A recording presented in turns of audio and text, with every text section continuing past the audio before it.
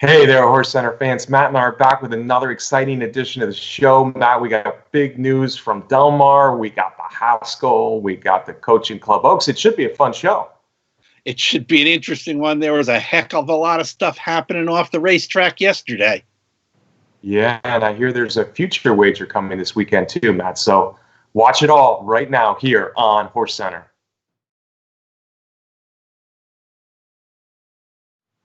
Welcome to another edition of HorseCenter. I am Brian Zipsy, and as always, I have the excellent pleasure of being joined by my co-host to the East Coast. That's Matt Shipman. How are you today, Matt? I am good, Brian. I think we've got a lot to talk about, happenings both off the racetrack and on the track. But Matt, I want to talk about horses running. Let's talk. Well, all right. Let's start with big news coming out of Del Mar, Matt. Del Mar is canceled this weekend. No racing Friday, Saturday, Sunday at the big track near San Diego there, Matt. Up to 15 riders, I've heard, have tested positive for COVID. Not a good situation.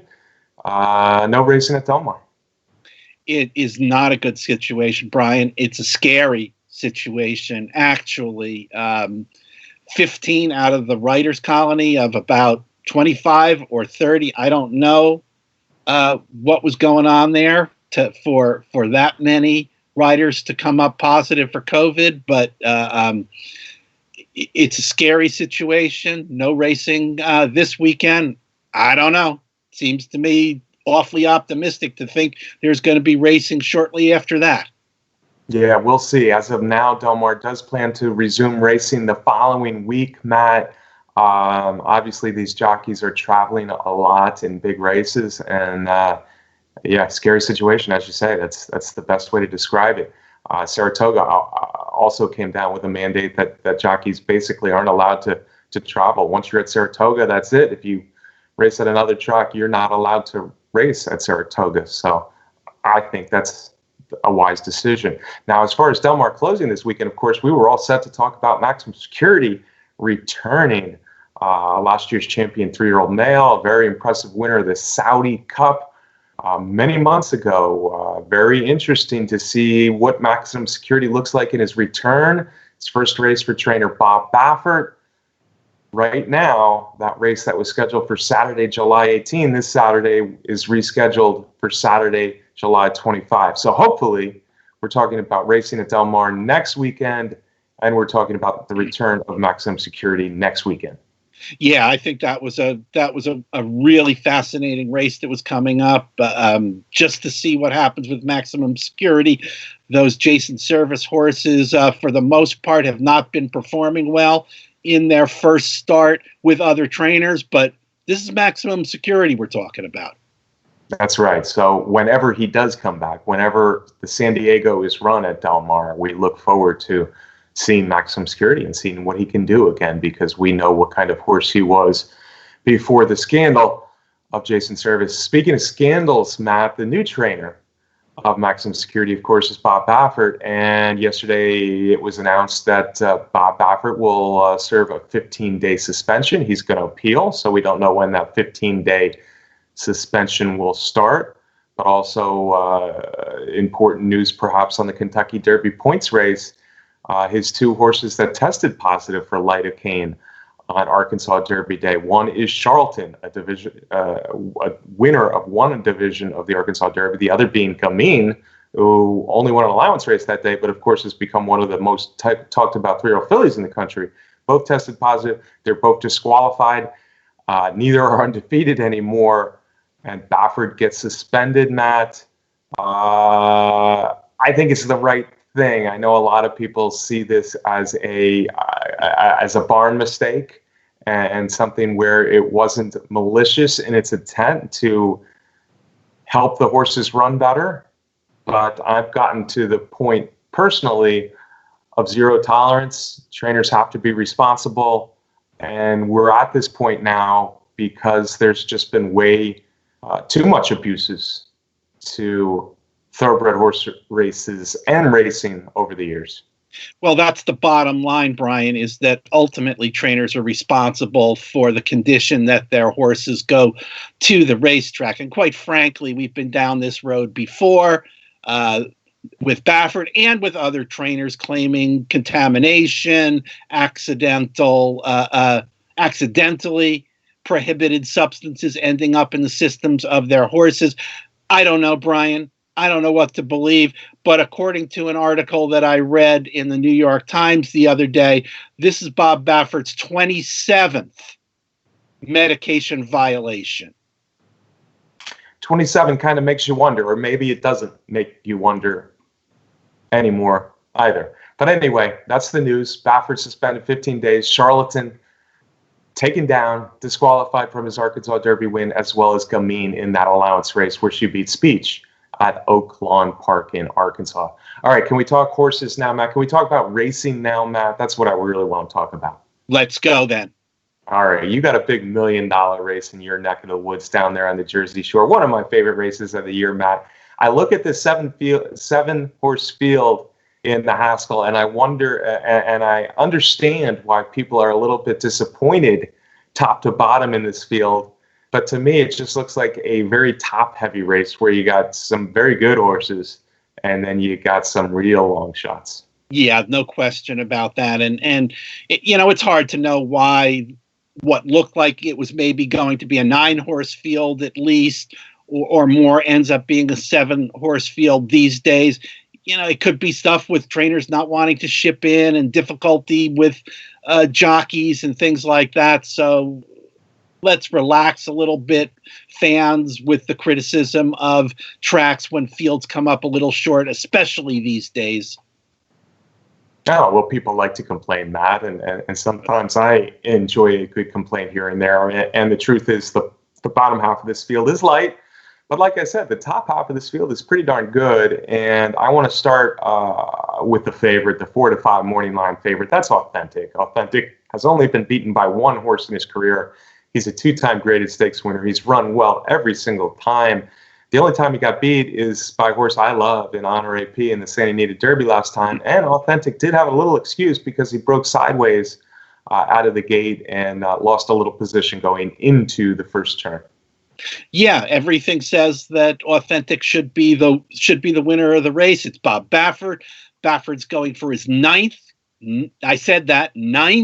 Haskell victory with Authentic, but we're at the point where we have been many times before. The question about, do you want to bet a horse that's likely morning line 4-5? And I think that's a fair number in a race like this. Authentic will be making his first start outside of California. He's going to have to go across the country to do that. Yes, Baffert is good at doing that. Jimmy Barnes is at Monmouth Park with Authentic already. They've done that many times before. Yeah, the only thing Baffert's done more in New Jersey than collect Haskell trophies is get his hot dogs that he loves down there. But I too think Authentic is a beatable heavy favorite in here, Matt. He's a really nice horse, and I think he's a 9 furlong horse more so than me being excited about him at 10 furlongs for the Kentucky Derby, say. But I think this is an interesting spot in that there is other speed in here, and I think there's some good other horses in here. Authentic hasn't proven to me that he doesn't want to do anything but be out there on the lead. And with horses like Ancient Warrior, who's been a sprinter, Lebda, who shows speed, the Maryland Stakes winner, shows speed every single time, and NY Traffic, New York Traffic, is a confirmed graded stakes type of speed horse. So I think Authentic has his difficulties here in the Haskell, like he did in the Santa Anita Derby. I will say that I think Monmouth Park plays more like, for a variety of reasons, plays more like Southern California than probably any other track on the East Coast.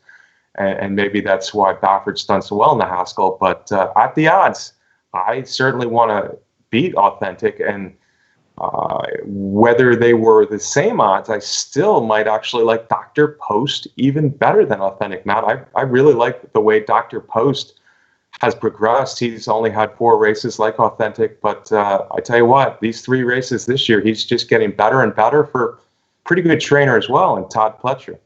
Yeah, that's for sure. Pletcher has won the Haskell a bunch of times too. He's going for his 4th win at the Jersey Shore in the big race. And you're right. Dr. Post is a late developing, talented horse, son of Quality Road. The distance should not be a factor. That victory at Gulfstream Park in the Unbridled was kind of a coming out party for him, where he started to flash some talent, and he was last seen in the Belmont Stakes, beating everybody except Tiz the Law, who is the division leader in this race. It looks like Dr. Post is going to get a very, very good setup for his late move. Yeah, and I wouldn't call him a late runner per se, but in the Unbridled, he showed he can overcome adversity because he was hemmed in, blatantly boxed in by the second choice in that race, or the jockey of the second choice in that race. And the Belmont, he didn't get a great break. He was wide the whole trip, and he was second best. And Tiz the Law, in my mind, is better than Authentic. I like Dr. Post's chances, and we talked about the pace already. I think Dr. Post, sits, I guess in this field, he sits near the back of the pack, but I don't think he'll be way far out of it. And he's got a nice move. I really do like his chances to beat Authentic. Unfortunately, we're talking about 4-5, 5-2 on the morning line, which could very well be pretty close to what happens in actuality. I think he'll be a clear second choice, but I like Dr. Post best. The other of the big 3, Matt, we need to talk about, of course, and we mentioned him already, is NY Traffic. Safi Joseph has this horse completely turned around. Didn't do much as a juvenile, but his 4 races, if you just look at each of his 4 races this year, they're all strong, including his last one when he was second. He split good horses in Maxfield and Pneumatic in the Matt Win.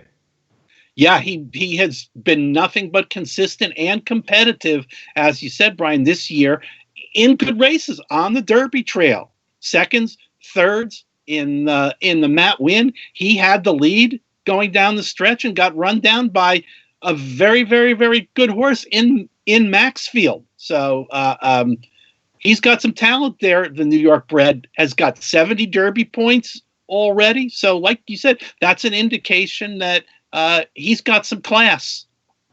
Yeah, I only like him third best. I'll be honest. I think he might be one of those nice horses who's just a really good grade 2 horse and probably just a cut below Authentic and Dr. Post, but certainly a good option and a good horse. And if he runs a good third in here, I wouldn't be surprised. But if either of the top 2 don't fire, you gotta give NY Traffic a big shot. Who else, Matt? We talked about some speed in here. Do you see anything else that scares you from the long shot realm? Not from the long shot realm. You mentioned Lebda, the horse from coming from Maryland, has 4 wins, which is the most of any horse in the field. Couple stakes races at Laurel. Nice horse. As a 2-year-old, he was 3rd in the Iroquois at Churchill Downs, so he's traveled well. But again, I don't see him competing with the top 3 in there, although I guess he's got a chance to maybe squeak into the trifecta. I just want to go back to Authentic for one more minute and just point out that Mike Smith is named to ride Authentic, but with what is going on at Del Mar, I don't know if he's actually going to make it to New Jersey. As of last night, when I contacted Monmouth Park, they had not gotten any word that Mike Smith was one of the 15 riders, or that he may not be coming to New Jersey. But quarantine restrictions. I don't know if he'll be allowed to come from California to the Garden State. Yeah, that could happen. And we know Irad Ortiz, who's been riding Dr. Post, will not be on the Son of Quality Road here. That goes to Jersey Joe Bravo. Not many jockeys know Monmouth Park better than Jersey Joe Bravo. One horse I do want to mention that we haven't mentioned yet, Matt, is Jesus's team. I think this horse has really turned it around. He was a pretty cheap claimer last year, and his last three races are good, but his last two races especially, he looks like a decent horse, and he's another one that could make up some ground in the stretch. So I would take him as my fourth pick in here, but it really does look like the top three stand over the field, and for me, it's all Dr. Post. For me, it is all Dr. Post also. All right. Matt and I are both on the second choice in the Haskell, Matt. Some other good horses, some other good races at Monmouth Park, some bigger fields at Monmouth Park. Arklow coming back on short rest in the United Nations. She's a Julie coming off a big win in New York in the Molly Pitcher. Yeah, it's a great card at Monmouth Park. 14 races, I think, loaded with stakes action, good-sized fields. Nice. Enjoy it, Matt, when you're down there. Also the same day, Saturday, Saratoga. Of course, Saratoga is opening as we're filming Thursday morning. Saratoga is opening today with the Peter Pan. I'm interested to see what Mystic Guide can do in there. By the time you see this, though, the Peter Pan might have already been run. But they do have the Coaching Club American Oaks as the headliner on Saturday. We don't have Swiss Skydiver or Speech or Gamine in here, Matt, but there's a bunch of interesting lightly raced fillies that could be ready to break through. And then you got Toneless Shape, who's won a bunch of stakes down in Florida, and she's 6 of 7 lifetime. I'm looking at the Shadwell homebred Altaf as a horse that could be really good, but she's only won a maiden race to date. Yeah, that's for sure. You mentioned Toneless Shape. Safi Joseph again. Horse is already shipped up to Saratoga for the race, has won 6 out of 7 races in her career, all of them at Gulfstream Park. One loss came when she finished 7th in the Gulfstream Park Oaks. She gets blinkers on, had a blazing 3 furlong workout in 34 this past week at Saratoga, and I don't know, shipping up outside of Gulfstream Park for the first time, gonna be a very, very big favorite, I assume.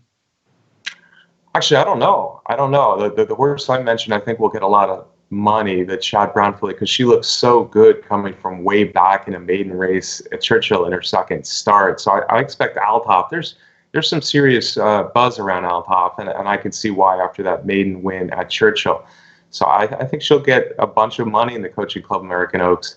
I don't know if she's ready for this, though. This is a pretty tough spot to go from that maiden race at Churchill to this, but she looks like a nice filly. And I tell you, like I said, there's a bunch of others that could be good. Velvet Crush beat a good bunch last time at Churchill Downs in an allowance race. She's been a little in and out, but when she runs, Velvet Crush is good. Paris Lights has a lot of potential.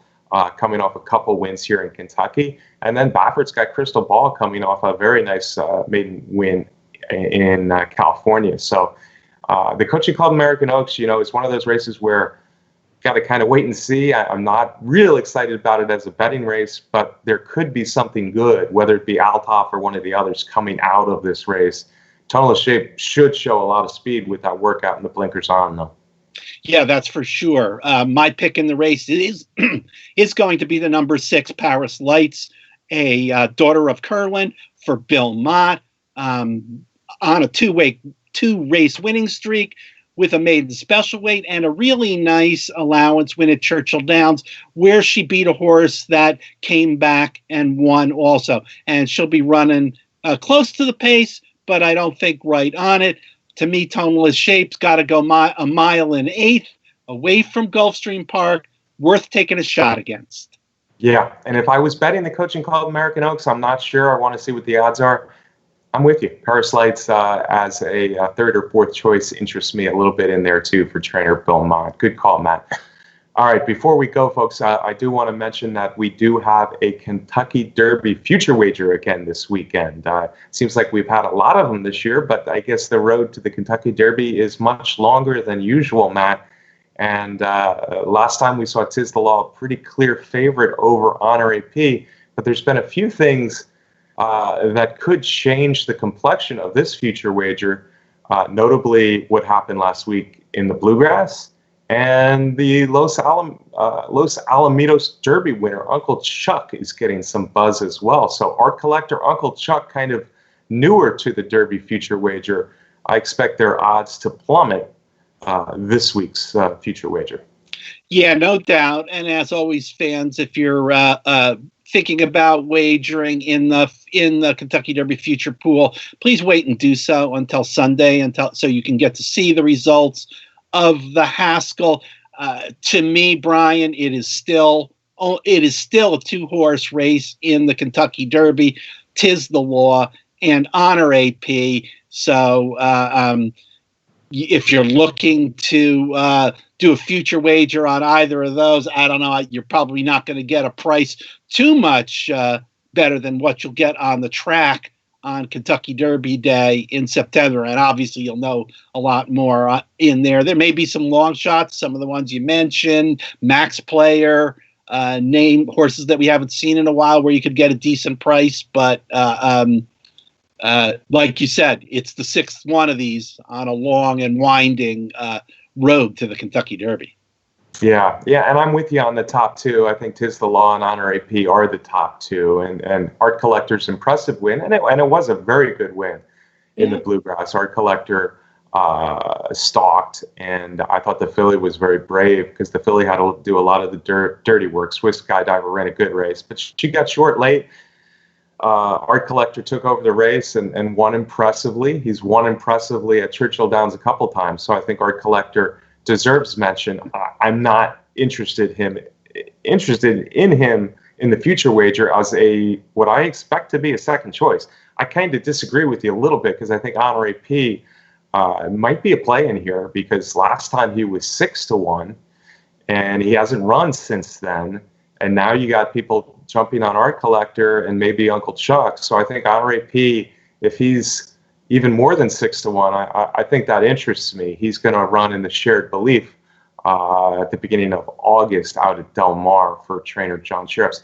Of the long shots, Matt, you hit on the one I like best because I don't think Max Player is going to be bet much in this future wager, and he's still one of my top long shots for the Kentucky Derby. I also threw in a couple names as bombs. Major Fed, he's had so much trouble. There's one race where he just didn't run at all. But when he does run, he really looks like a 1.25 mile horse that can be picking up horses. I don't know if he's a Kentucky Derby winner, maybe a nice horse to play underneath as a long shot in the Derby.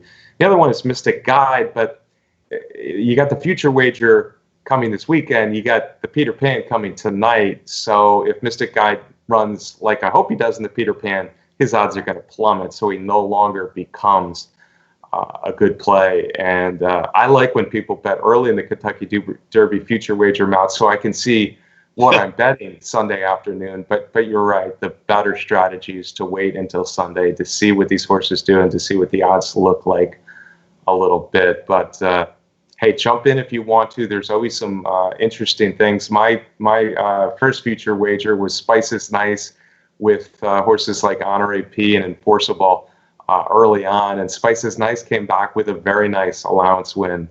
That's an Oaks Derby double. And Spices Nice, the filly by Curlin, came back with a very nice allowance win. So I'm back in that bet a little bit. But the feature wager is at least interesting. I like to see the past performances of the top 20, 22 horses listed on the feature wager, if nothing else. Matt, that's our show. It's Haskell weekend. I hope you have a great time down there in Monmouth, my friend. I hope you win big. Can I get a parting shot from you? Certainly, Brian. I hope we have a more calm and peaceful and less tumultuous remainder of the week off the track, and wish everybody good luck on their wagers. And of course, I want to thank our producer, Brett Workman, for putting together the show. Hey, thanks to Brett, and thanks to all you for watching each and every week. Matt, sure do appreciate all the kind comments and even the critical comments we get so often here. Actually, the kind comments are much more often than the critical comments. So we appreciate you watching every week. If you haven't yet subscribed to our YouTube channel here on Horse Racing Nation, please do so now. Also want to thank our sponsor, the best contest site out there. That's Derby Wars. Matt, let's get Dr. Post, Jersey Joe Bravo home in the Haskell, beat that big favorite Authentic in the Haskell. Folks, we'll see you again right here on HorseCenter next week.